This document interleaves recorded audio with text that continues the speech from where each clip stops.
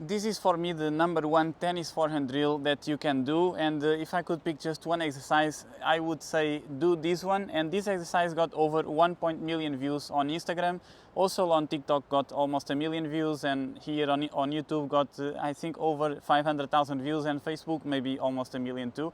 So this exercise not only got the views that a lot of coaches are trying to copy this exercise and this drill, but it's really important to understand why and how I found out about this drill. And basically I used to hate this drill because my coach used to do this even when I was national #1, under 14, under 16 and under 18. He always insists in doing this exercise, and I used to hate. I almost wanted to kill him when he used to do this exercise.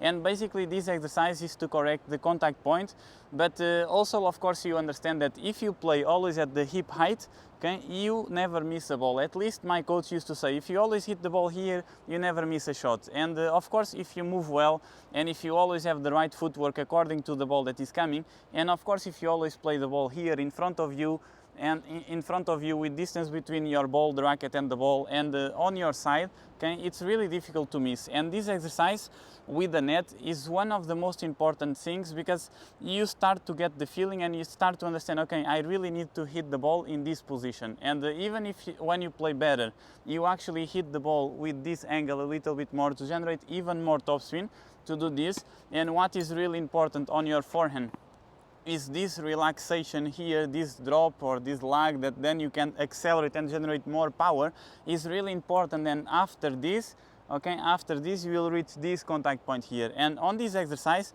it's really important not only the exercise, but understand the reason why this exercise. First is not just looking and trying to copy, it's understanding how, why, and how to do it.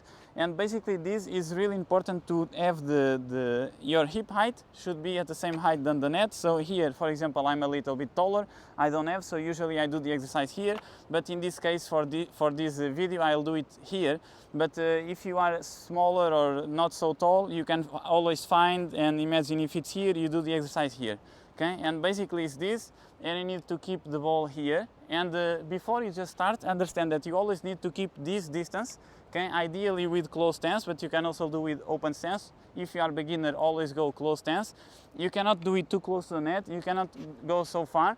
Always find the right distance here, on your side, in front of you. And then I do this with kids 4, 5, 6 years old, they always can do. So you cannot say, oh, I cannot do that. No, you can do, and you can work a bit on your patience too, because the net, as you see, is not stable. You have a line, like a line here, is really difficult to keep, but if you are focused and if you try your best, you always find a way. And here, okay, then you play. And ideally, if you are on the other side of the net, I'm standing here with my hand, and the ball should go to my hand. So you need to aim for higher balls and go, okay, a little bit more, and here, okay. You can do this while you warm up, you can do this even during the lesson. It's really important to do it and to do more times, and understand that when you are here, really keep the distance here, okay, keep the semi-western grip, okay. If you do eastern grip, of course it's really difficult to do it here. It's possible, but it's more difficult because you are forcing too much. So this is also gonna help you to keep the semi-western grip here.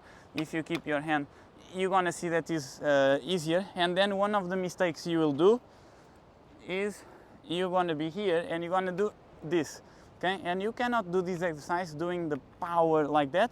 You do it this way, okay? Because you want to have the contact point, and then you want to brush the ball all the way until the end. And for this exercise, I always recommend, if you are a beginner, to finish here, okay?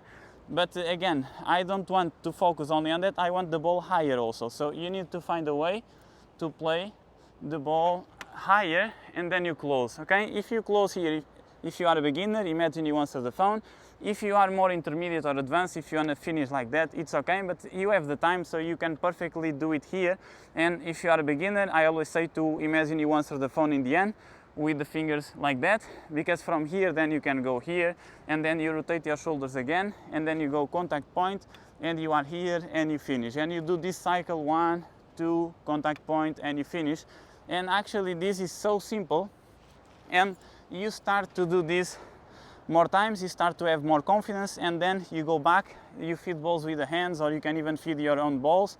and you start to have this contact point here and go, and then you help with your legs and you go, and you have more feeling, more confidence, and you understand, okay, I really need this contact point. Am I playing with this contact point when I'm playing with you, for example?